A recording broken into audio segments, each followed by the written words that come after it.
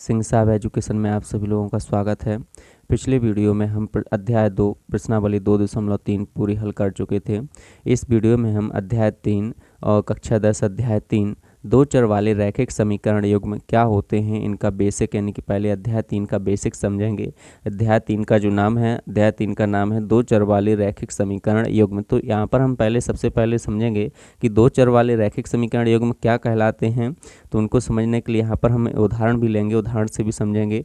पहले हम देखते हैं कि दो चर वाले जो रैखिक समीकरण हैं वो क्या कहलाते हैं।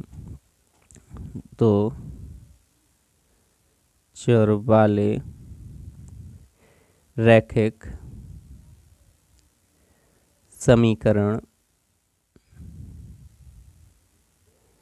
युग्म, यहाँ पर हम पूरा समझेंगे कि दो चर वाले रैखिक समीकरण युग्म इसका क्या मतलब है। तो यहाँ पर सबसे पहले यहाँ पर दिया है दो चर। तो चर क्या होते हैं, चर यहाँ पर क्या है, पहले हम यानी कि चर आपको यानी कि यहाँ पर चर होते हैं एक्स और वाई, जो हमने इस पहले वीडियो में भी यहाँ पर बता चुके हैं। अध्याय 2 का जो वीडियो है उसमें भी बता चुके हैं चर और अचर राशियाँ क्या कहलाती हैं। तो चर राशियाँ कौन सी राशियाँ होती हैं, वे राशियाँ जिनके मान परिवर्तित नहीं होते हैं, जैसे एक्स वाई जेड, जिनके मान परिवर्तित होते रहते हैं जैसे एक्स वाई जेड, ये क्या कहलाती हैं, चर राशियाँ। और अचर राशियाँ क्या होती हैं, वे राशियाँ जिनके मान परिवर्तित इनकी नहीं होते हैं, वो कौन सी कहलाती हैं, अचर राशियाँ। जैसे 1 2 3 4 5 इनके मान कभी भी अपरिवर्तित नहीं होते हैं। और चर राशियाँ जैसे हमने x बराबर 100 मान लेते हैं, कभी x बराबर 200 मान लेते हैं, तो इनके मान क्या होते रहते हैं, परिवर्तित होते रहते हैं। अब रैखिक का मतलब क्या होता है, रैखिक मतलब होता है कि उन चर की जो घात है वो कितनी होनी चाहिए, 1 होनी चाहिए। चर की घात कितनी होनी चाहिए, 1, तो वो हो जाते हैं रैखिक समीकरण। और युग्म का मतलब होता है जोड़ा। तो ऐसे दो समीकरण, ऐसे दो समीकरण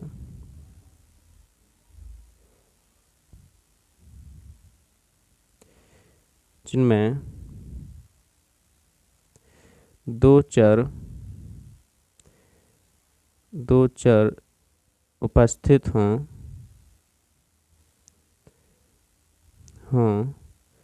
तथा चर की अधिकतम घात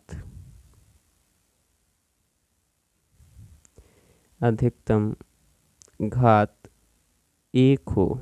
कितनी हो चर की अधिकतम घात, ऐसे दो समीकरण जिनमें दो चर उपस्थित हों तथा चर की अधिकतम घात कितनी हो, 1 हो। दो चर वाले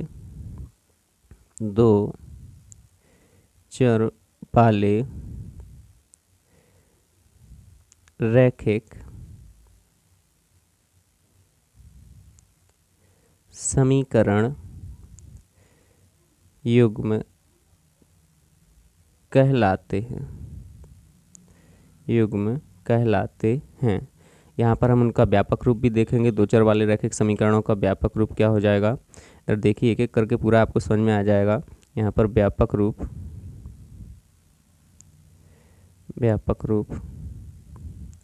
यहाँ पर मान लीजिए दो समीकरण दिए हैं, a1 x plus b1 y plus c1 बराबर में कितना दिया है, 0। और दूसरा समीकरण दिया है a2 x plus b2 y plus c2 बराबर में कितना दिया है, 0।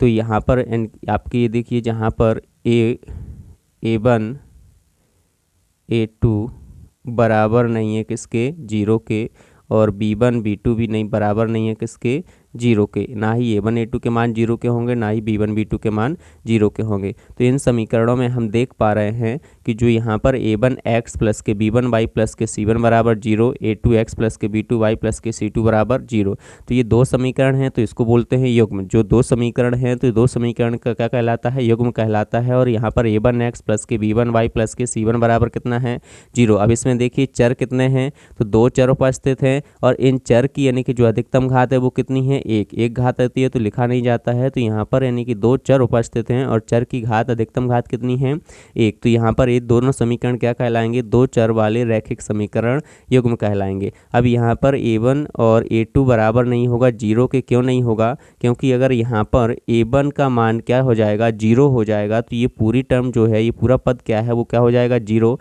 तो यहाँ पर क्या बचेगा, b1y प्लस के c1 बराबर कितना बचेगा, जीरो, जहाँ पर एक चर वाला रैखिक समीकरण बन जाएगा क्योंकि x का मान क्या हो जाएगा, जीरो, पूरा पद ही जीरो हो जाएगा। तो यहाँ पर इसलिए यहाँ पर a1 का मान भी a1 का मान क्या नहीं हो सकता है, जीरो, और b1 का मान भी जीरो क्यों नहीं हो सकता है। अगर यहाँ पर b1 का मान जीरो कर दिया तो ये पूरा टर्म्स क्या हो जाएगा, जीरो हो जाएगा। तो a1x और प्लस के c1 बराबर जीरो बचेगा, जो कि एक चर में रैखिक समीकरण कहलाएगा। फिर जहाँ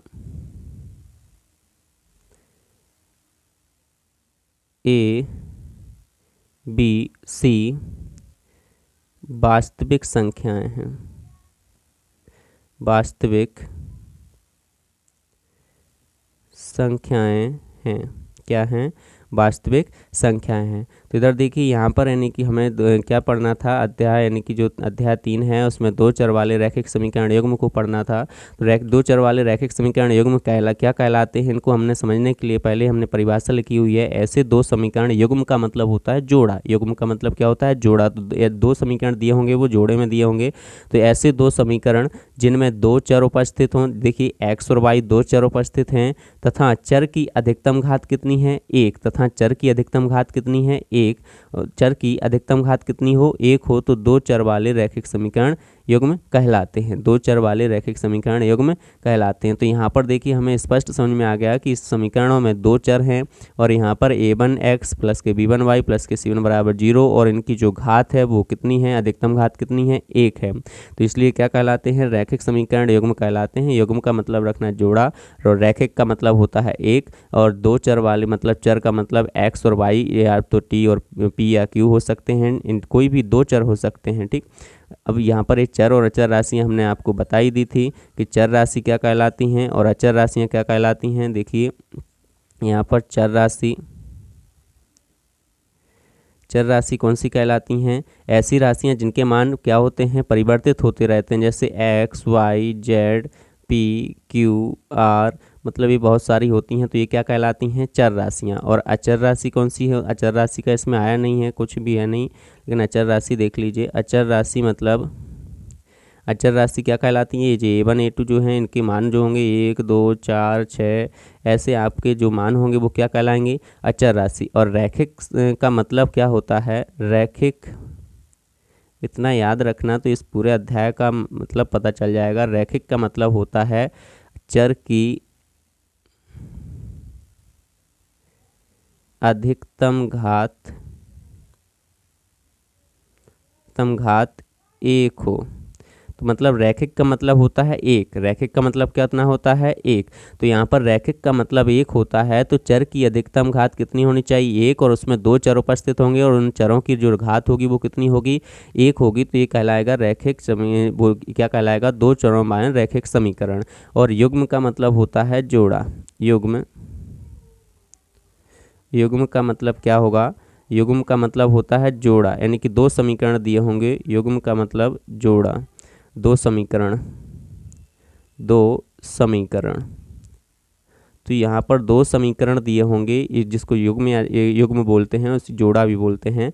तो यहाँ पर हमें जो अध्याय 3 का जो बेसिक हमने पढ़ना था, दो चर वाले रैखिक समीकरण, जो उसका नाम था अध्याय 3 का, उसको हमने भली भांति समझ लिया है, दो चर वाले रैखिक समीकरण युग्म। तो ऐसे दो समीकरण जिनमें दो चर उपस्थित हों तथा चर की अधिकतम घात एक हो, दो चर वाले रैखिक समीकरण युग्म कहलाते हैं। ये व्यापक रूप दिया है दोनों समीकरणों का, जहाँ पर a1 और a2 बराबर भी नहीं हो सकता है जीरो, और b1 b2 बराबर भी नहीं हो सकता है जीरो। जहाँ a और b जो c हैं ये क्या हैं, वास्तविक संख्याएं दी हुई हैं, चर राशियाँ। तो यहाँ पर चर राशियाँ x y z p q r ये चर राशियाँ कहलाती हैं। हम पहले यानी कि परिभाषा और आपको सब कुछ यानी कि लिखवा भी चुके हैं पिछले वीडियो में।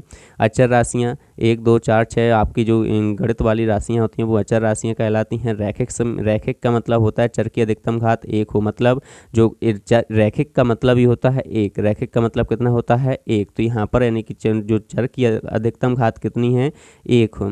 तो चर की अधिकतम घात कितनी हो, 1 हो, और उसमें कितने यानी कि 2 चर उपस्थित हों और चर की अधिकतम घात कितनी हो, 1 हो, तो वो कहलाता है 2 चर में रैखिक समीकरण। और युग्म मतलब होता है जोड़ा, मतलब 2 समीकरण दिए होंगे तो ये आपका क्या कहलाएगा, रैखिक समीकरण युग्म कहलाएगा। चलिए ये वीडियो आपको अगर पसंद आया हो तो लाइक कीजिएगा, शेयर कीजिएगा, सब्सक्राइब कीजिएगा, कमेंट कीजिए और अपने दोस्तों के साथ शेयर कीजिएगा। Thank you.